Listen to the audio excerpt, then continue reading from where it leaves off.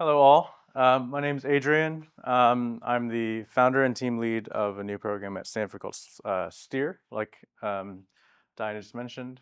Um, yeah, I'd love to tell you more about energy storage for the grid today. Before I start, let me just give you a little bit of quick background of myself. Before I came back to Stanford, I spent about 8 years in the industry as the co-founder and CTO of a lithium-ion battery company called npower.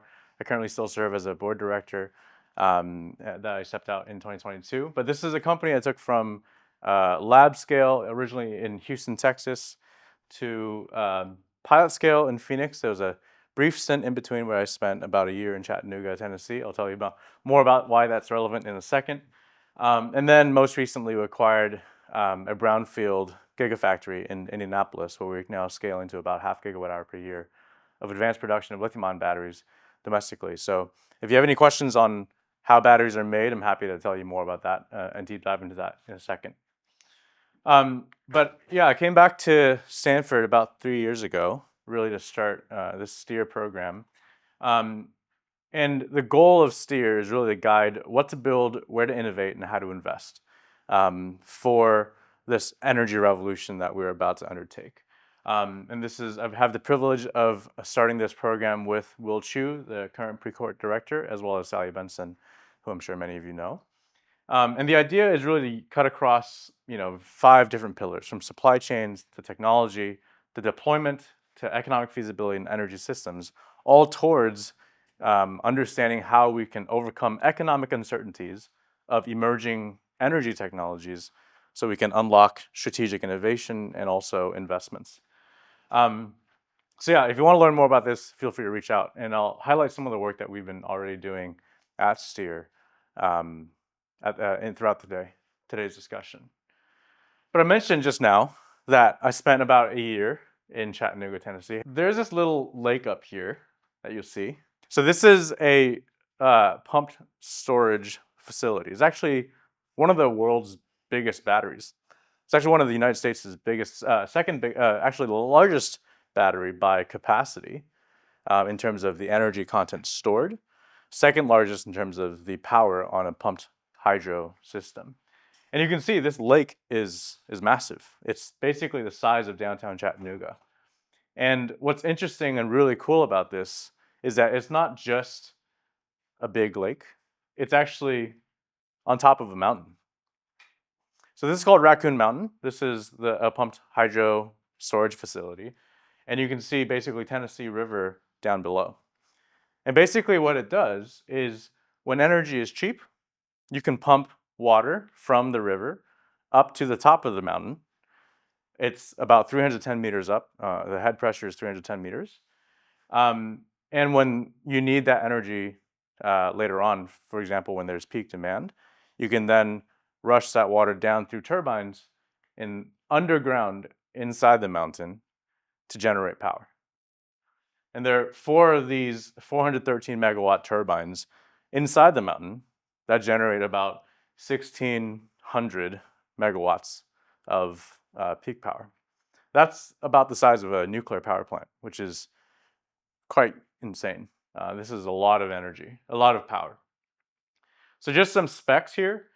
It takes about 28 hours to pump water up to kind of charge the battery. It takes 22 hours it can discharge for 22 hours.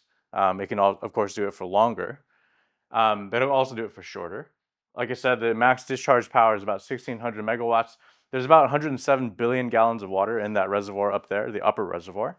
The bottom reservoir is actually a river, so it's called so-called an open loop system, where your bottom is not a lake, it's a river. So you kind of have to play by whatever you're subject to some of the drought conditions that you might see.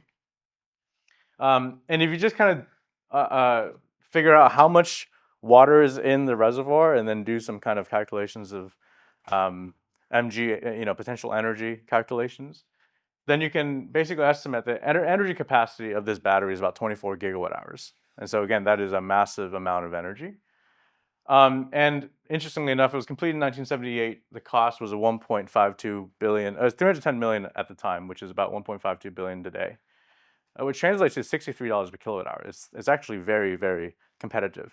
Unlikely that we'll be able to do this today, but this was quite impressive back at the time. So we talked about why, we can charge up and down.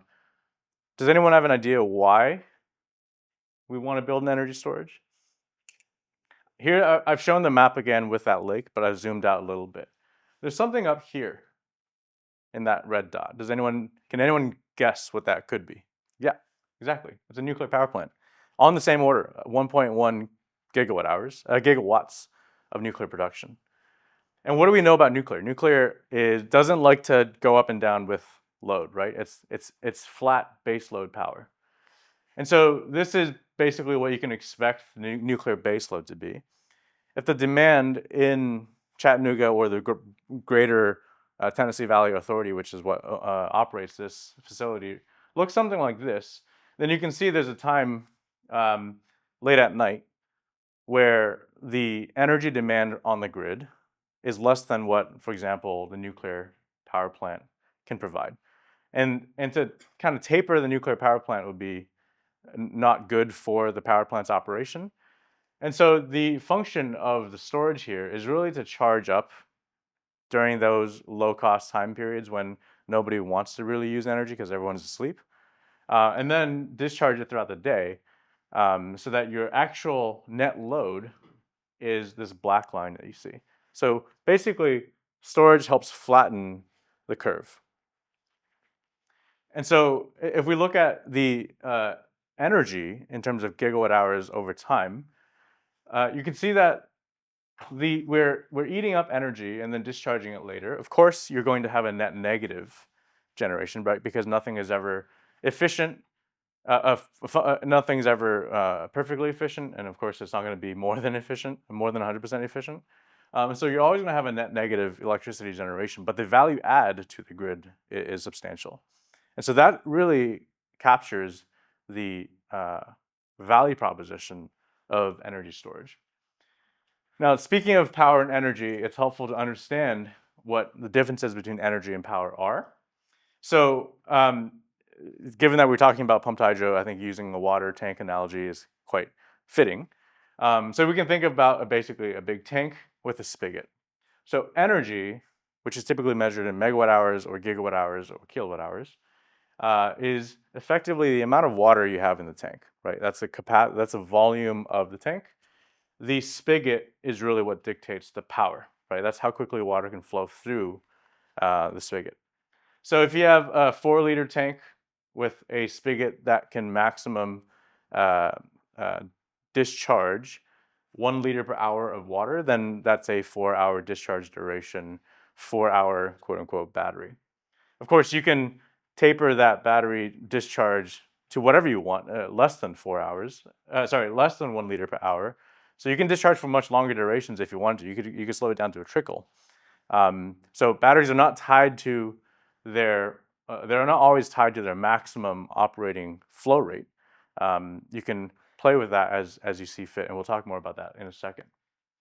Now, of course, if you make a huge tank with the same spigot, so now we have basically 12 liters, still with 1 liter per hour spigot, then you have a longer duration battery with more energy capacity in terms of megawatt hours, but you have the same amount of megawatts in terms of power, right?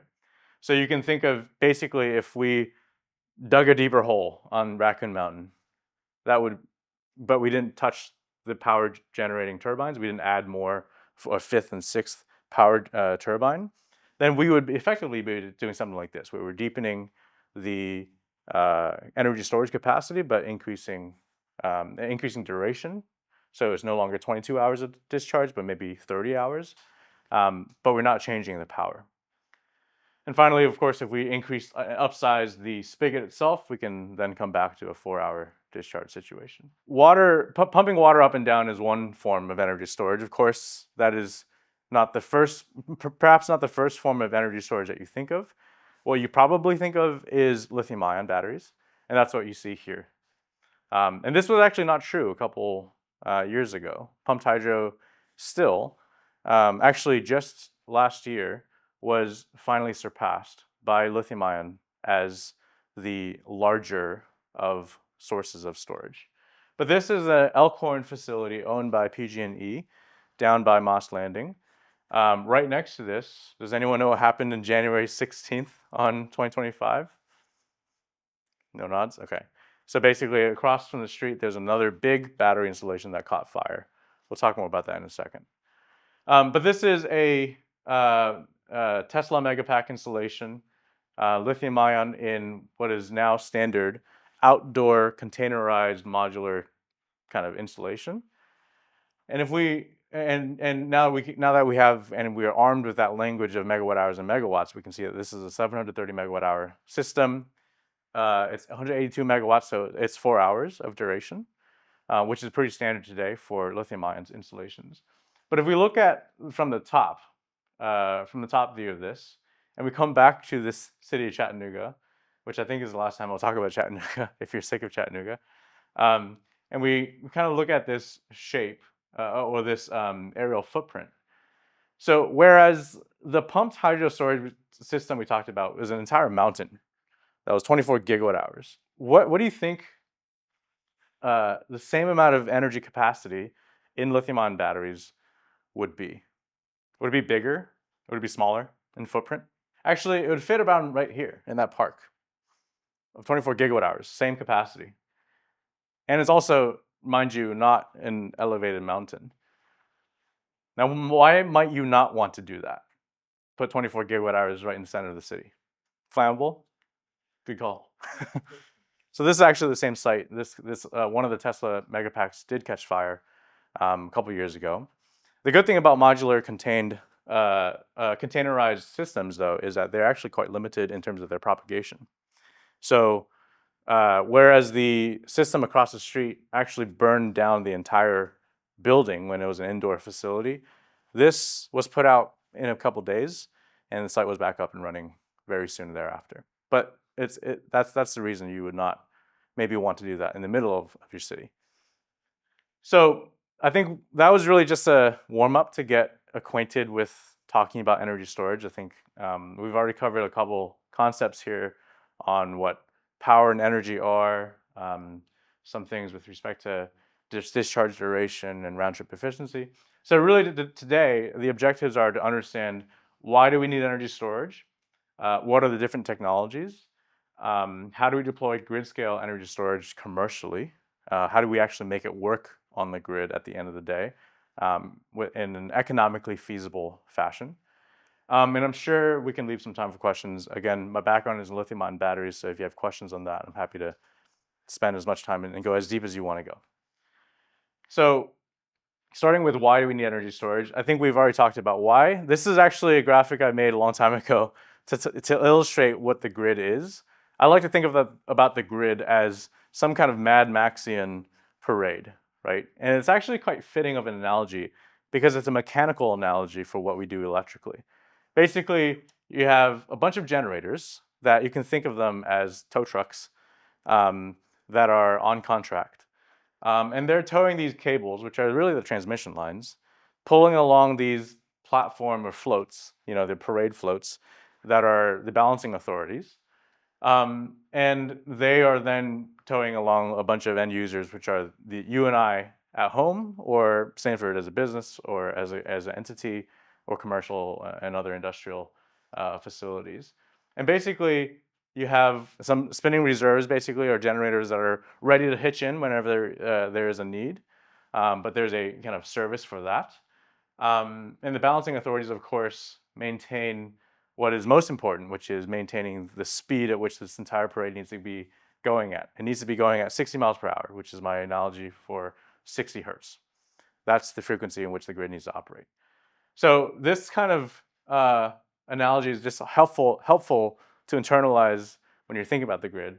And what energy storage really is basically allowing us to add a really big spring.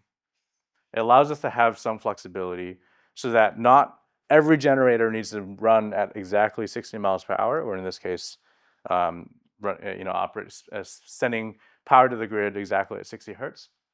We have some ability to have some go forward, further to store up, like we saw in that nuclear example we talked about just now, where we can charge up, store some of the energy in the spring, when energy is cheap at night, and then use it to your advantage in the morning.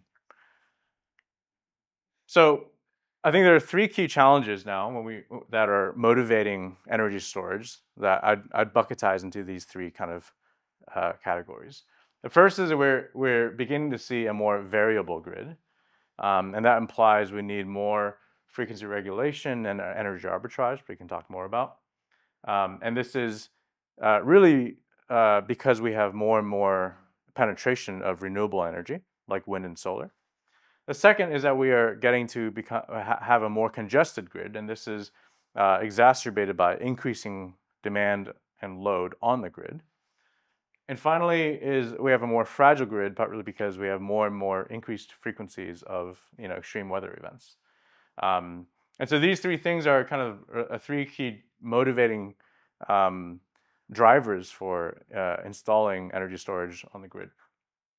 Now, I know you guys have talked about this on Monday. This is a very familiar duck curve that everyone points to.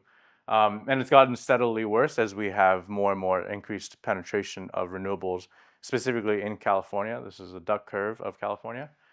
So much so that prices can go negative, or the demand can go negative, basically from the generator perspective.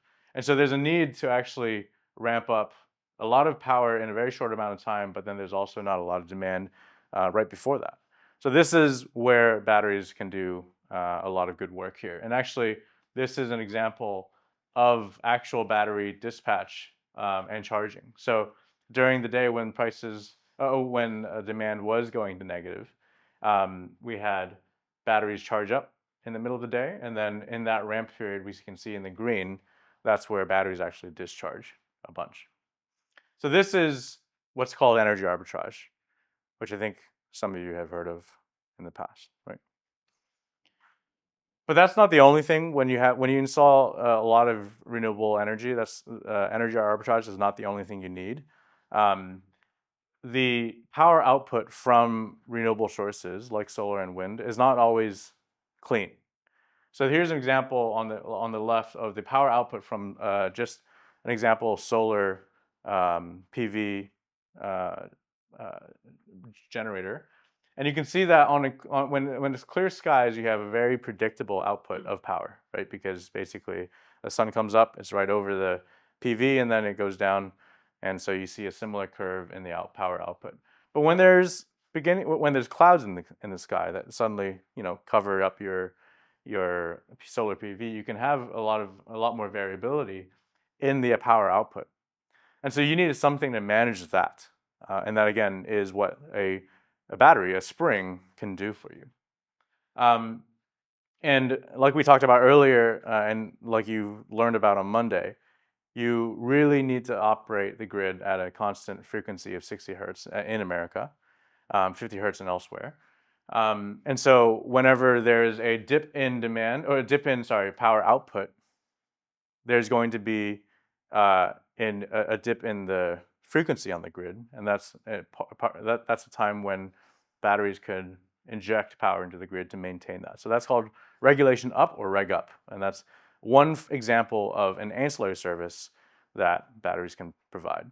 Similarly, if there's more power generated from solar or wind than expected, you're going to cause the frequency to go slightly above 60 hertz, and in that time, you need batteries to suddenly suck in energy quickly and respond very fast to then maintain the frequency at 60 hertz. Now, of course, the second part is a more congested grid, and again, I think you all are aware that the load we're expecting on the grid is expected to increase quite dramatically over the next 10 years. And a lot of this is driven by increased industrial activity. A lot of it's driven by data centers. A lot of it's driven by electrification and potential onshoring or reshoring of manufacturing. And so, there are a lot of projections and evolving projections of the amount of electricity demand that we'll need. And this is just an example of the skyrocketing energy demand from data centers that we're expecting. And speaking of a more congested grid, one of the ways that we can really use batteries is to defer investments in really upgrading the grid. Upgrading the grid, actually changing and reconductoring, for example, the transmission lines, is a lot of work. It's very expensive. It needs a lot of buy-in. And so actually installing batteries in strategic areas and nodes, which I think you learned about on Monday as well, is a good way to actually increase the resiliency of the grid and not have to actually go invest right now in upgrading the grid as you otherwise would. So here's an example of basically if that grid segment or that node has a certain load carrying capacity, you can store energy again earlier in the day and then use it to maintain the capacity of the transmission lines in the area so that you don't go over the capacity limit. So again, this is an example of T&D deferrals. And actually, the example we talked about earlier, the Elkhorn facility in Moss Landing, is actually owned by PG&E specifically for the purposes of T&D deferral. So this is an actual use case of this situation. Of course, we also know that climate change is resulting in more and more extreme weather events, and this is just an example of good work from Tao-Sun, Arun, and Ram. But this shows, the increasing grid outages throughout the years.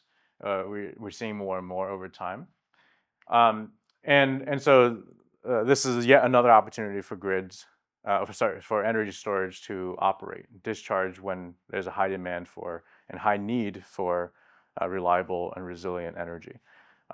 Just an example, in 2021, when Texas went through Winter Storm Uri, prices for electricity shot up to $9,000 per megawatt hour, which is 160 times more than normal prices. And if you could discharge your battery at that time, you would make a lot of money. You would have paid back your assets very early on, and actually certain people did.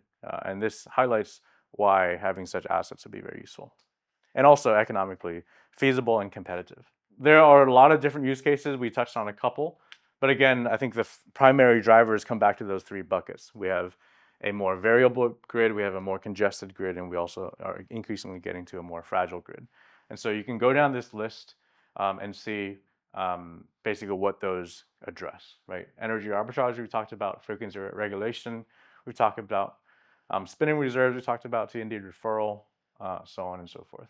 And by the way, BTM and FTMs here stands for behind the meter and front of the meter. Okay, so what are the different technologies? Before we talk about that, it's helpful to understand really this concept of durations. So this is a pretty good a plot from a News and Views article in Nature Energy about really what this duration really means. The top chart shows the prices, the load of energy hourly throughout the year, right? And so you can see it clearly varies. And so the panel B shows basically the hour of the day and that net load. And so basically we talked about already, intraday battery storage is really charging up in one half of the day and then discharging it in the other half of the day. That's what really B looks like. Whatever surplus comes from that can go into weekly storage, and that's inter-day storage. And then whatever excess comes from multiple weeks of inter-day storage can go into seasonal storage. And so generally, as you increase the amount of renewables penetration on the grid, you'll need longer and longer duration of storage. But we can get to, for example, 80% renewable grid with just more or less intra and inter-day storage. And we don't yet need to get to, for example, multi-day storage. And so this is just an example of how the demand for the duration of storage really depends on the degree of renewables penetration. And another thing I want to highlight here is that duration is an engineered trade-off, and it's primarily dictated by economics. So like I said, if you have a big tank with a spigot that can discharge at 1 liter per hour, there's no reason you can't turn that spigot down to a trickle, right? You can always do that. It's just whether it is economically viable to do so. And so this is a key point that's worth emphasizing, is that a lithium-ion battery can do 100 hours of discharge if it wanted to. It just would not be economically feasible to do so because of the revenue opportunities and then the costs associated with it. That's what we want to talk about at the very end when we think about how do we actually deploy batteries on the grid, because ultimately everything is driven by economics. And this is a lot of what we do at Steer. So this, the duration is rarely a fundamental property of, say, chemistry or something. And really, at the end of the day, maximizing the area of any kind of spider chart is also what is most important. I think this is often overlooked in especially technology development for technologies like batteries, is that we focus sometimes myopically on one or two axes, where at the end of the day, what succeeds for a technology system is increasing the area of this so-called spider chart. And so I've just highlighted some of those key metrics that are important, right? Energy density does matter, which might be counterintuitive, but just looking at the comparison of a lithium-ion storage and a pumped hydro storage and the amount of land mass required to enable that begins to give you a sense of why energy density actually does matter. It might not be the defining feature and might not be as important for example, in the discussion of vehicles, but it is something that matters. Round trip efficiency is yet another thing that matters. There's rate of discharge, rate of charge, the temperature range of the asset. The construction time is yet another, and this is maybe one of the key reasons why pumped hydro is not as viable today. Safety, of course, we touched upon. Calendar life, which is just how long an asset can sit in the sun kind of through its life.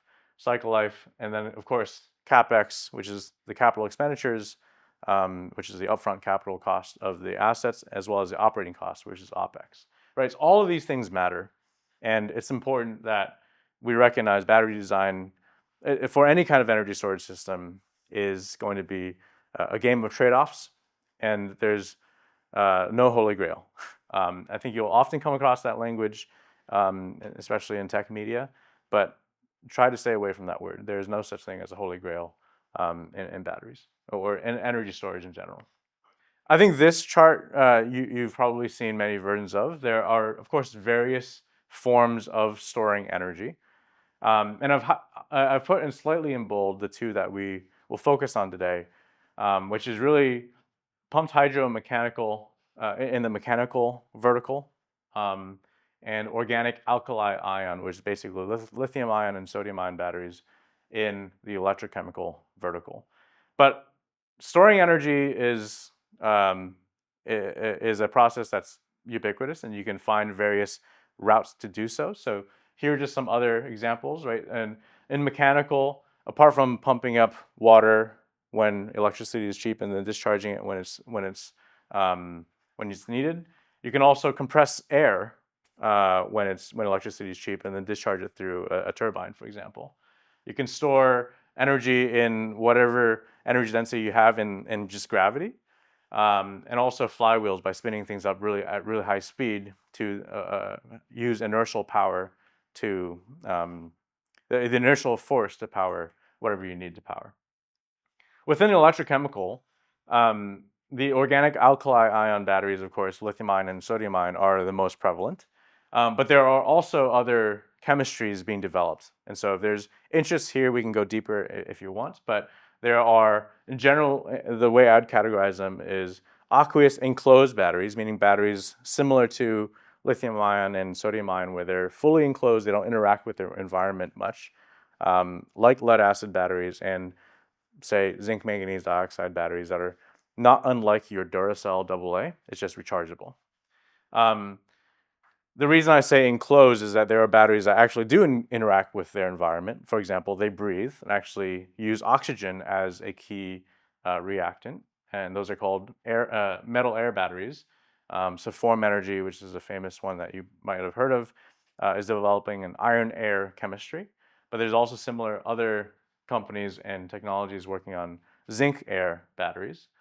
There are batteries that have actually electrodes or components not in the solid form, but in liquid form, and they're basically in molten form, and so they're molten salt and molten metal is yet another category, and then there are batteries in which you actually flow those liquid-based components to decouple this energy tank size and spigot size discussion. Yeah.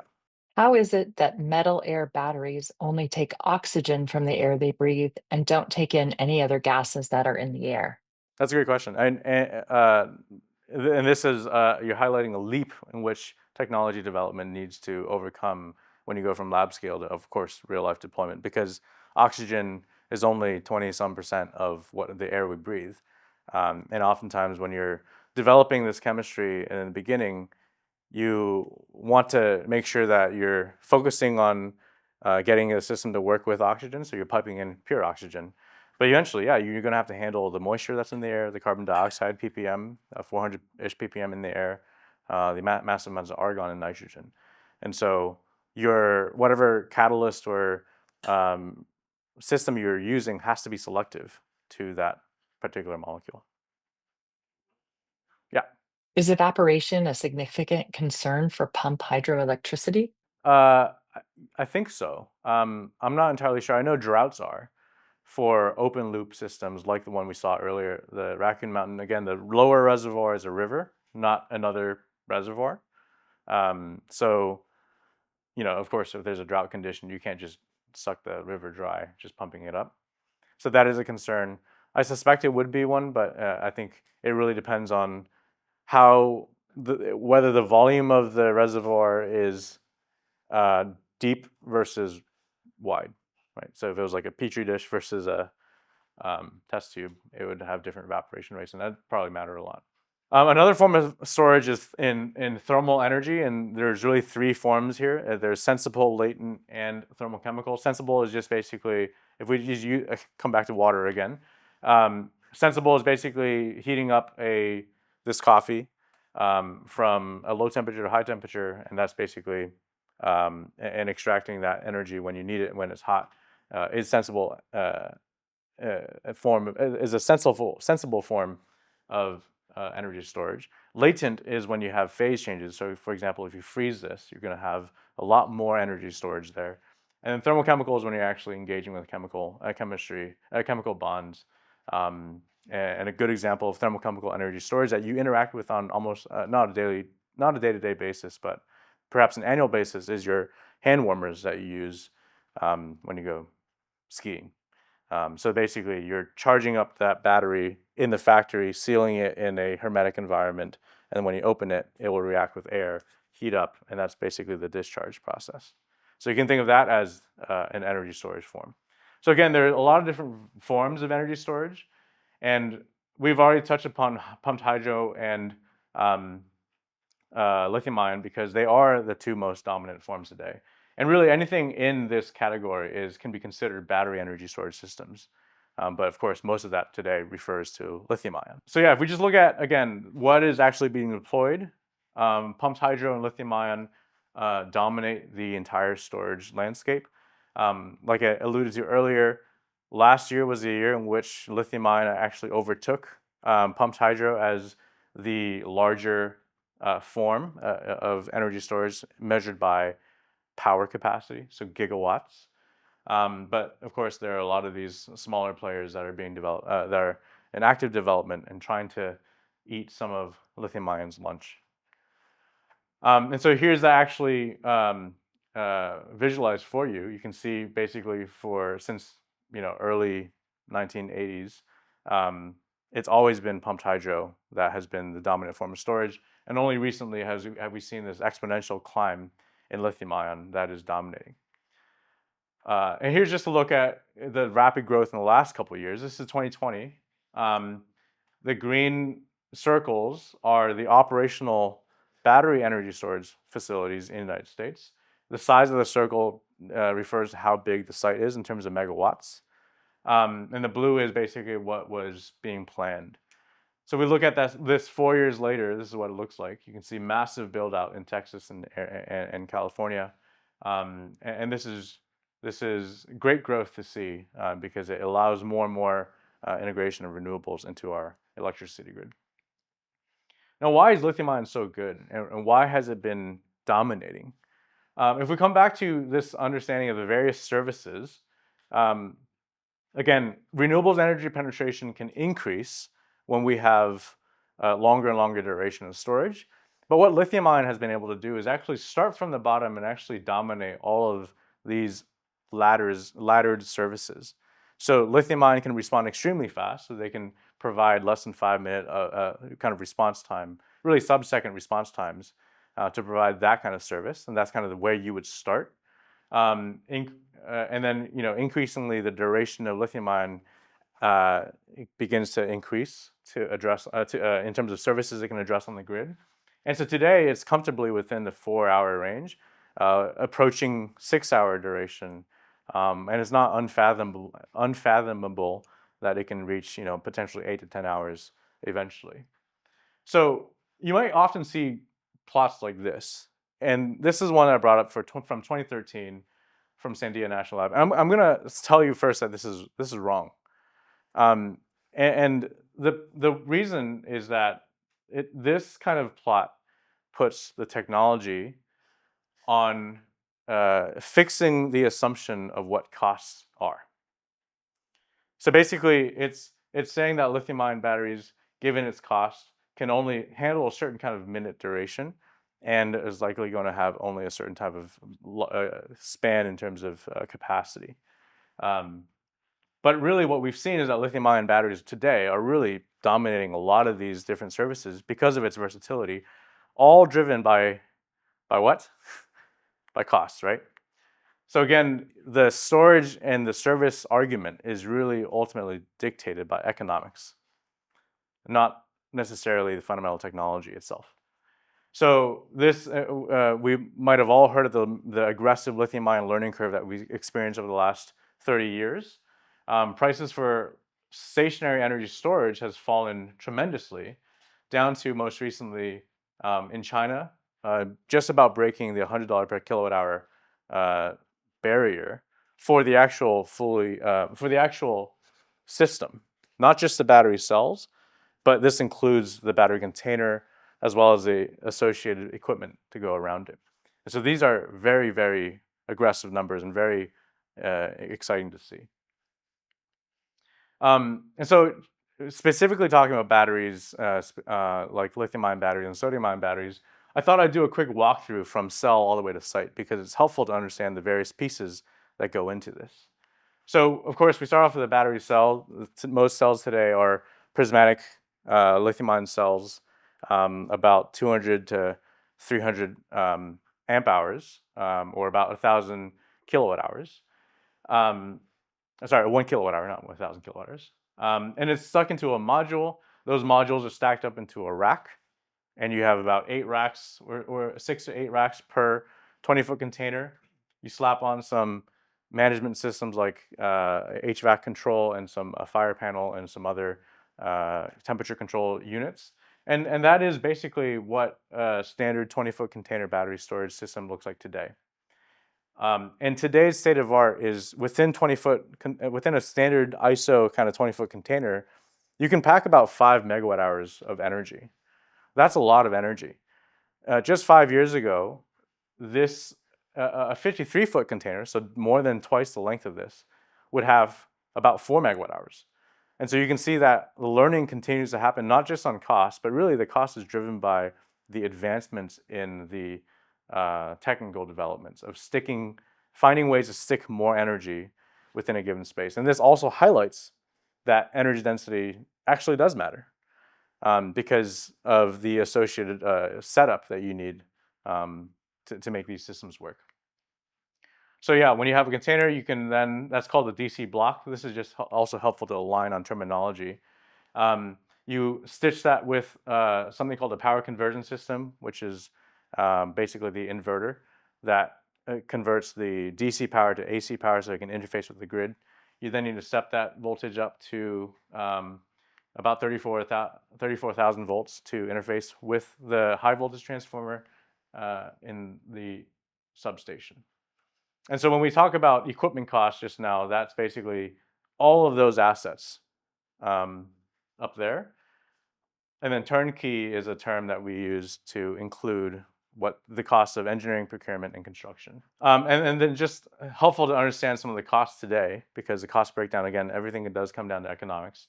Cell level costs today are extremely aggressive. In China, they're even sub $50 per kilowatt hour. When you get to the DC block, you can start to see that this ramps up maybe $20 per kilowatt hour, and so on and so forth. So again, extremely competitive pricing that we're seeing today. We're also seeing a large price spread. Now, despite a lot of these successes in the deployment of lithium ion, there's also some very spectacular failures. So I'm sure many of you have heard of the January 16th Moss Landing fire event. Again, this is a gas turbine, original fossil fuel generating plant that was converted into a battery storage facility where the turbines were ripped out from the turbine hull and batteries were stuck inside. These things outside the building are not the batteries. Those are actually the PCS systems I talked about earlier. So batteries are also actually sitting inside.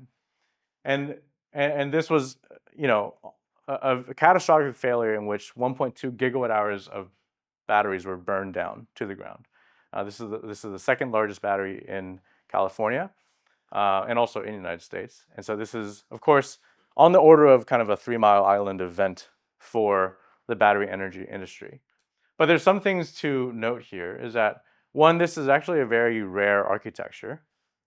This is an example where we're taking an indoor facility and actually leveraging the existing connection to the grid and then actually trying to repurpose that building for the sake of batteries.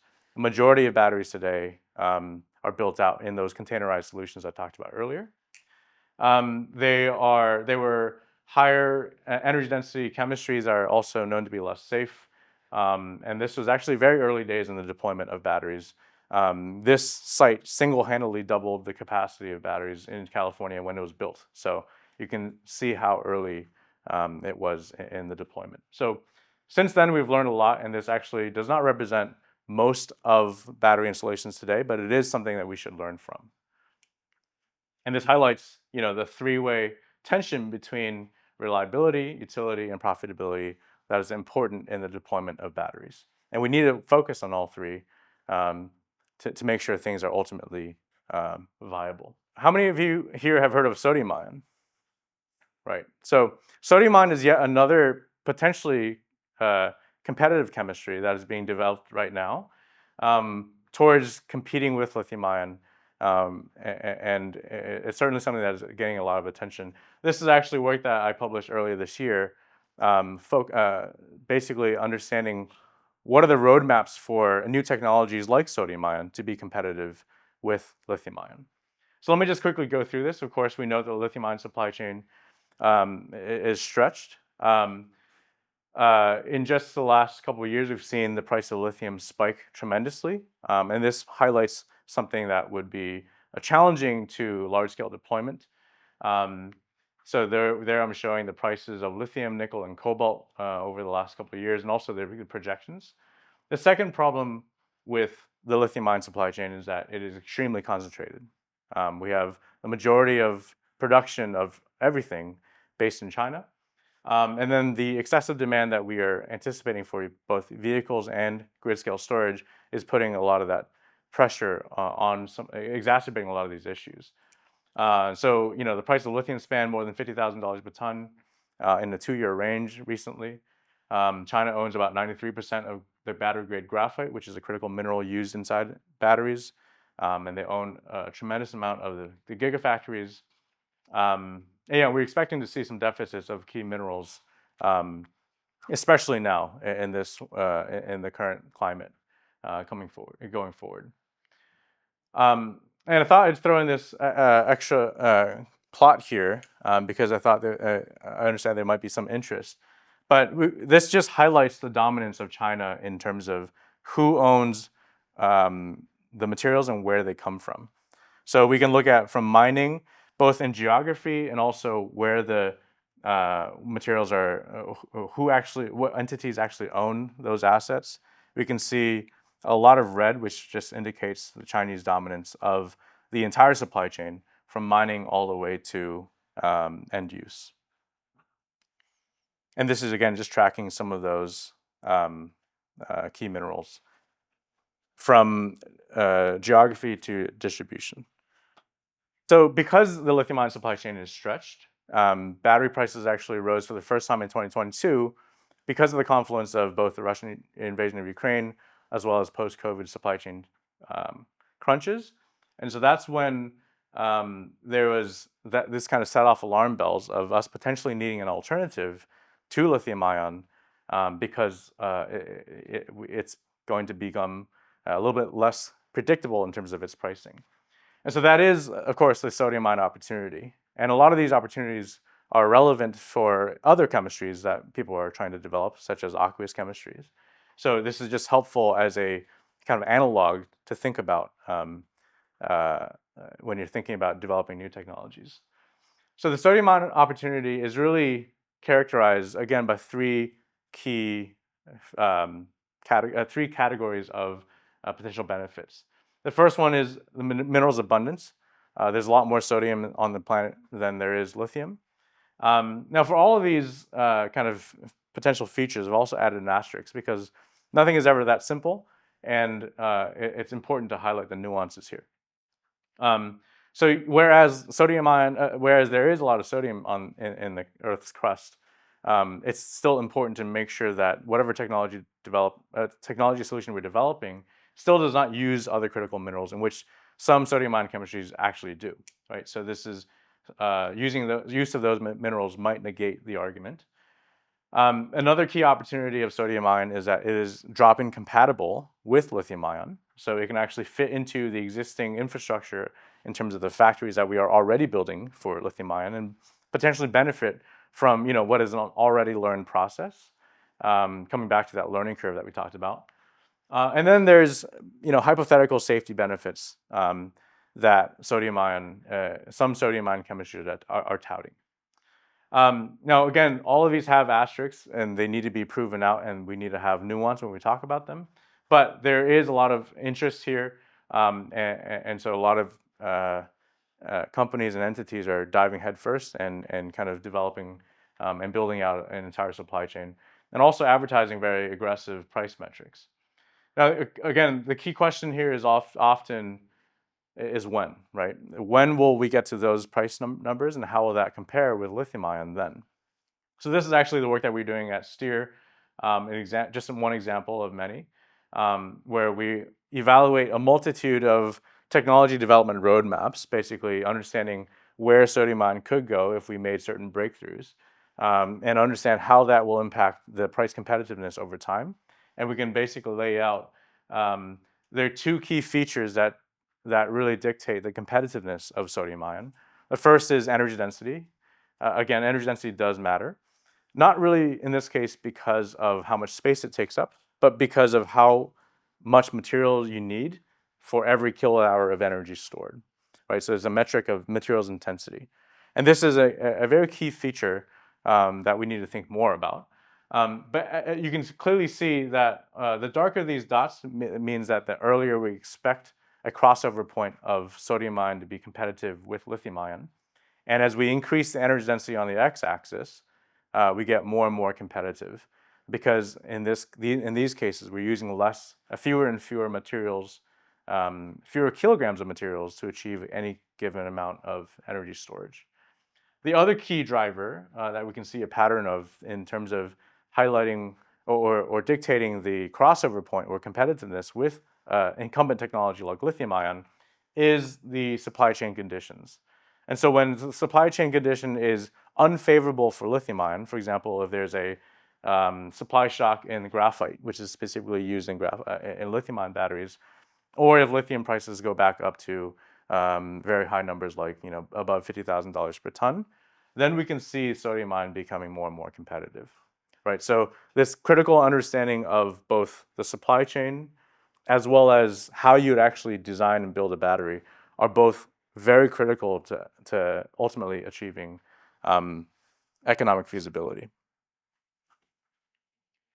So some of the key takeaways from this work is that sodium-ion batteries might be price competitive in sometime in the 2030s, but being earlier than that is quite hard. Um, Another key highlight is that this is not simply a matter of scaling. And often, especially in academia and as technologists, we can sometimes rely or hide behind the veil of economies of scale. Right? We can always hide behind the idea that when we get to scale, costs will fall. In this case, we can actually quantify that and show that if that were true, it's still not enough.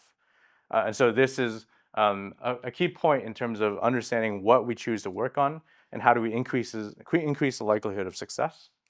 And we can also identify routes to be competitive with the lowest amount of risk.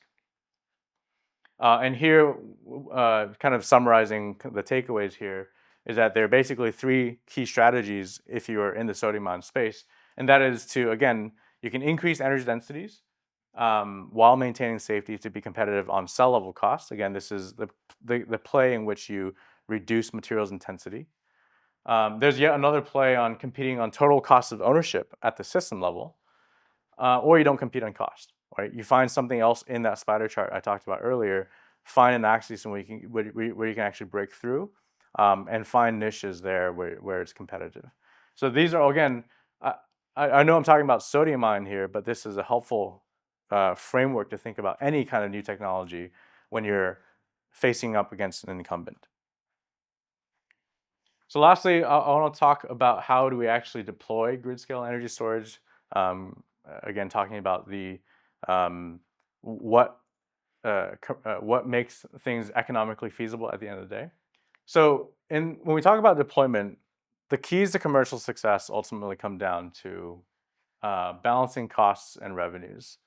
And I know this sounds maybe not as interesting when you're thinking about technology, but this is critical to any kind of technology to be successful.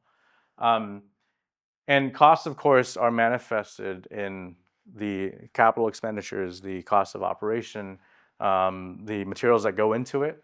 And revenues are really manifested by how you can actually deploy it and make good use of it and provide economic value.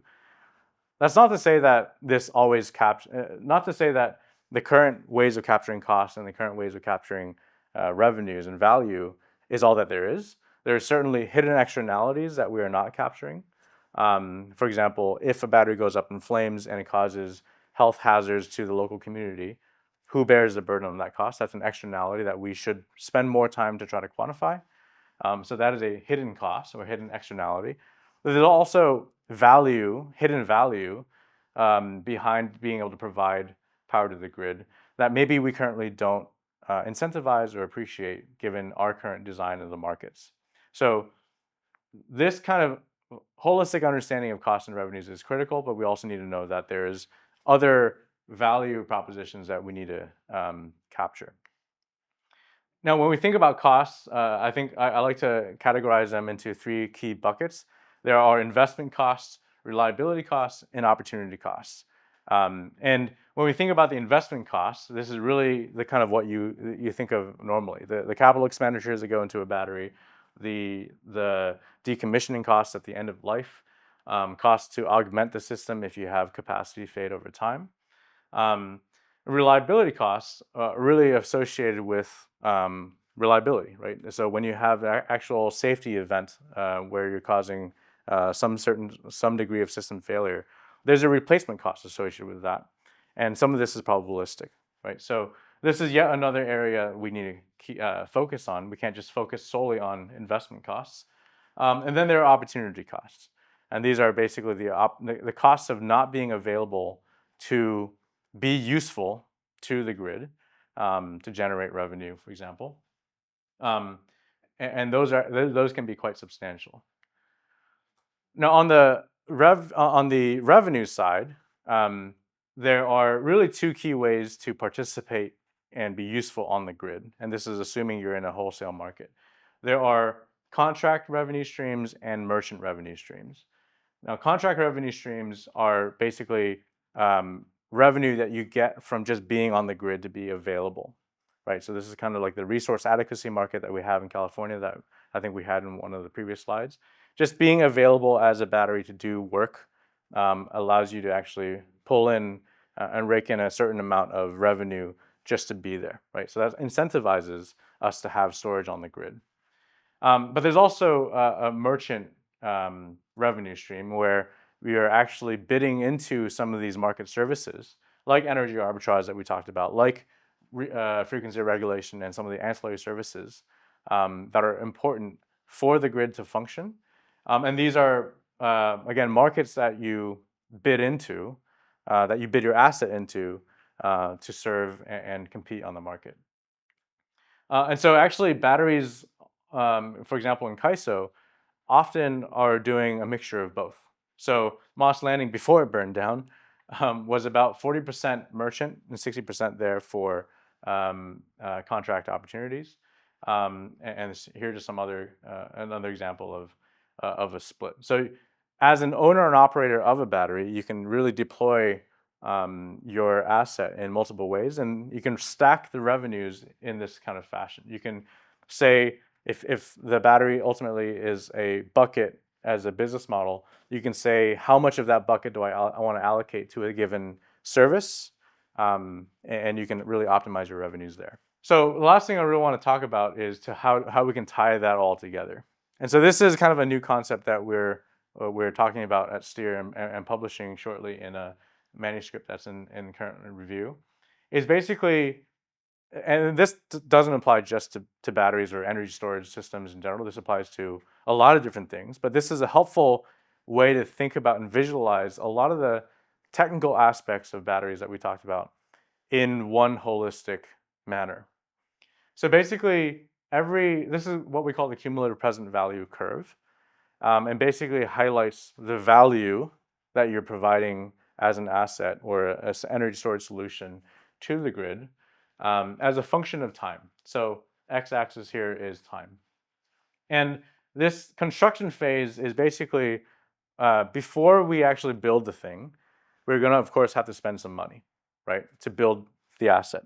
So every technology or every energy storage asset will have basically a CapEx well that we call, right? You're digging yourself into a little bit of a hole here because you are spending money to invest in building this new asset. Now, what the asset then needs to do throughout its useful lifetime is to climb out of that hole. And that's what we call a revenue recovery. And so you climb out of that hole by participating in the grid, by participating in contract revenue streams or in merchant revenue streams. Basically, by adding value to the grid, you can climb out of that hole. And there's the slope of that curve that is important, but there's also the smoothness of the curve that is important, right? If you have downtimes, for example, expected or unexpected, that hurts your ability to make back revenue, and so you're going to have these jagged dips. Alternatively, if you were able to capitalize on that $9,000 per megawatt hour I talked about earlier in situations where we have extreme weather events, you'll have a positive jump in some of these curves. And that could actually end up being a strategy for new energy storage technology assets. And ultimately, at the end of the day, we have the longevity of the asset, which is the technology lifespan. And that really increases your ability to end up somewhere above zero, right? The goal here is to end up somewhere above zero. That's what gives you economic feasibility at the end of the day. So increasing the longevity of an asset or a technology really buys you time to get back into positivity. So to highlight some examples, this is an example of what today's state-of-the-art batteries could look like. These are basically toy curves, but they're there to illustrate a point. So here, batteries today, like LFP, lithium iron phosphate, which is the majority chemistry being deployed, like those in the Tesla Megapack, they're about at the equipment or at the turnkey level, about $260 per kilowatt hour in the CapEx well, right? So that's the cost of the CapEx today. But since it's a 4-hour battery market, it's a 4-hour battery that you can dispatch into the market. You can participate in contract revenue streams as well as merchant revenue streams. And in merchant revenue streams, you can do both energy arbitrage and ancillary services. And its power, of just being 4 hours can actually increase its versatility. And so basically, you're going to make back revenue that will eventually pull you out of that curve. And the reason there's a span here is that there's, of course, uncertainty here. No one really know what the grid demand will look like in 10 years from now. And so if there's more renewable build out, if there's more solar and wind in around the node that the battery is situated in, that's going to cause more variability in the pricing of electricity. And so that actually is good for batteries because you'll have more opportunity to arbitrage energy and also stabilize the grid. In contrast, if you're building your battery around a bunch of other batteries, they will basically all serve to flatten the variability of the curve, which also hurts your ability to make revenue. So batteries are an interesting business in which they're self-cannibalizing. Like the more you build, the worse the business model gets. So it needs to really be interestingly timed with the deployment of renewables and solar and storage. So this is an LFP example. We talked about Moss Landing just now, the big battery fire that happened earlier this year. This is what it could look like, right? This is not quantitative, but this is semi-quantitative. It took about 2 years to build, which is reflected here. Shortly after it was commissioned, it saw a 10-month downtime, which it made no revenue because of safety incidents. And that is basically a reliability cost and an opportunity cost that you're seeing here, right? You're not actually climbing out of that well. And then shortly after, in around year 3.5, basically this January, it burned down. And so net negative, right? This is not what we want to go for when we're developing a technology. So this coming back to the lithium ions pros and cons. The pros are, it's getting lower cost, and so that basically we're seeing the capex well go shallower and shallower, and its ability to participate on the grid is well known, so it has a given slope. But if we make it too energy dense, or if we're using the wrong system design, or if we're not careful, we can end up in a situation where it's really bad, and that's not a really good example. This is an example of, for example, a low-cost, ultra-low-cost, 12-hour long-duration energy storage example. Right? This is just hypothetical, where you can see the cost is maybe around $60 per kilowatt hour, total installed. But since the revenue opportunities for longer duration energy storage is not as lucrative, given that number one, you're dividing that by a really big energy amount. The slopes are going to be more shallow. And so this might require, for example, a longer asset lifetime to gain positivity. And this might increase risk. And finally, here's yet another example of a multi-day, say 100-hour duration storage, where if it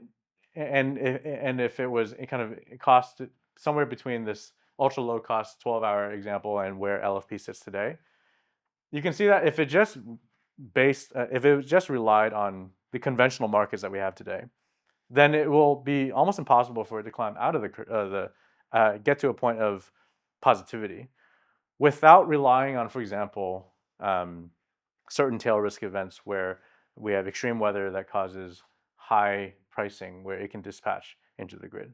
So this profile is yet another potential strategy to get to economic viability. You only need 2 or 3 such events to make these very massive jumps. But this could be a strategy in which you're developing technologies towards.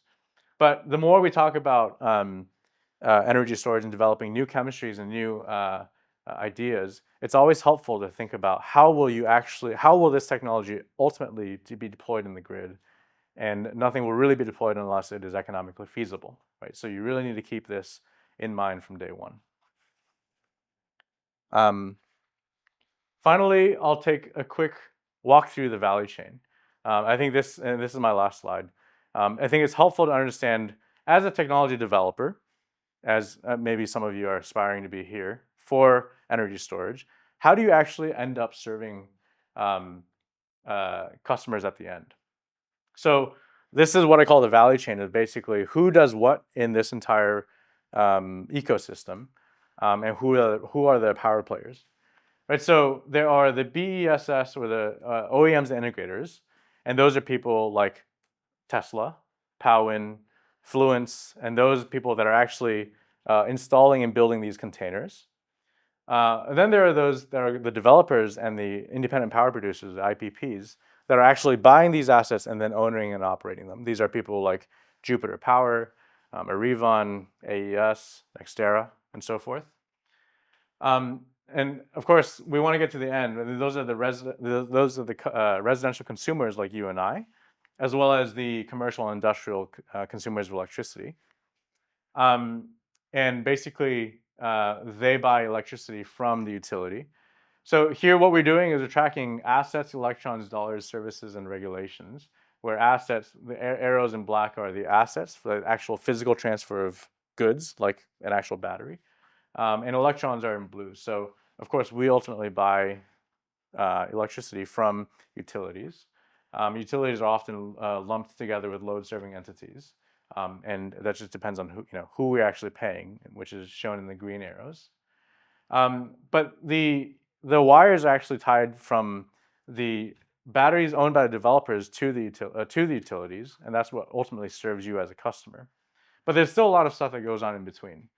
So the markets in which we actually run some of that merchant revenue I talked about earlier are the ISOs and RTOs like CAISO, ERCOT, MISO, and so forth, that actually are the marketplace where you can go bid some of these services. And then there are those contract revenue streams that are also available. But this is really the flow, the multiple flows of dollars back to whoever owns the battery. Now, like I said earlier, utilities can also buy batteries themselves for the sake of T&D deferral, like the Elkhorn facility we talked about.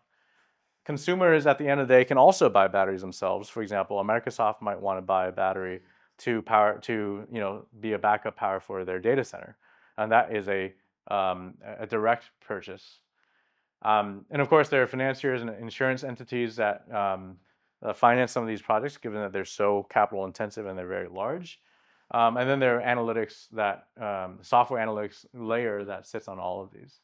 So you can see it's quite a complicated value chain to get the entire energy storage ecosystem to work. This is true not just for lithium-ion batteries, but it's true for any kind of energy storage. So this is a helpful map of who are the power players in this market and what their interests are. So I think this is my last slide. I think we're coming up on time. Yeah, so thank you for your time.